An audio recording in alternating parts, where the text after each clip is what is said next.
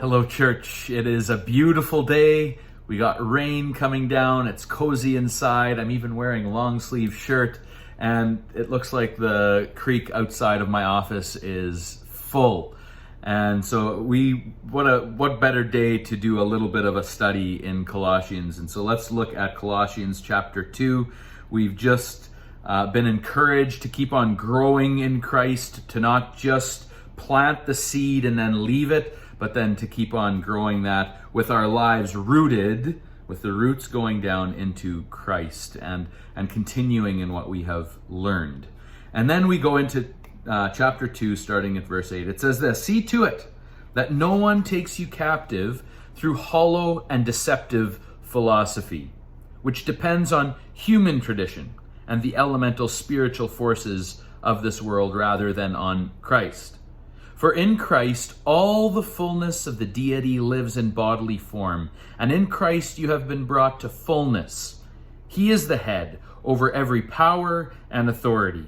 In him you were also circumcised with a circumcision not performed by human hands.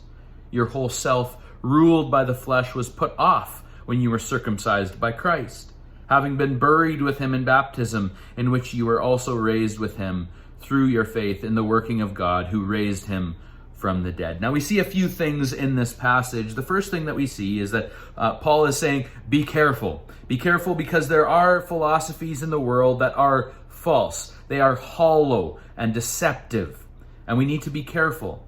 These philosophies depend on human tradition and not on Christ. He makes the distinction here that actually Christ was all the fullness of God was in him when he was on the earth. Now that's in contrast to many of the people in this time in Rome. They believed in these Roman gods who were somewhat gods, but they were human, and it was a little bit confusing, and it was only when they triumphed over something that they gained authority, but here what he says, or they became gods later on in life, or something happened where when they died they became gods. And so what he's saying here is Christ is not that. Christ is fully God, and he was, and he is, and he will be for all time. And so he's actually the head over every power and authority, which is also in contrast to different gods have different authorities over different parts of society. Some were gods of the sun, or a god of fertility, or the god of the underworld, or all those types of gods that the Romans believed in. Christ has authority and power over all.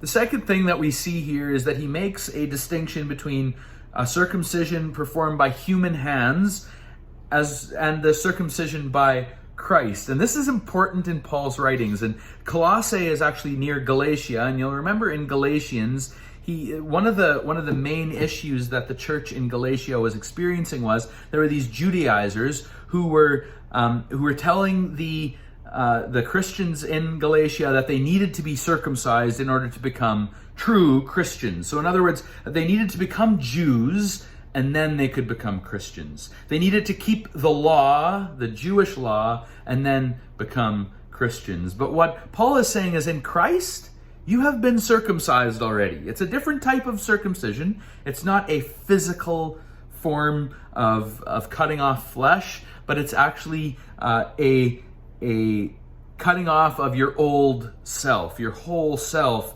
ruled by the flesh. It was put off when you became in Christ. And so you were buried with him in baptism, and then you were also raised with him to new life. And so what that's saying is, baptism is maybe the new circumcision. In the new covenant, baptism is a symbol of what has gone on in our hearts. It's a deeper circumcision that's not just the physical act, the physical law that they were talking about. And so what he's saying is, he's warning them of this type of philosophy that is coming through the church in Galatia, and it's likely going to also affect the people in Colossae as well. We're going to look at that a little bit more next week as we look further into chapter 2. God bless you. Enjoy this weather.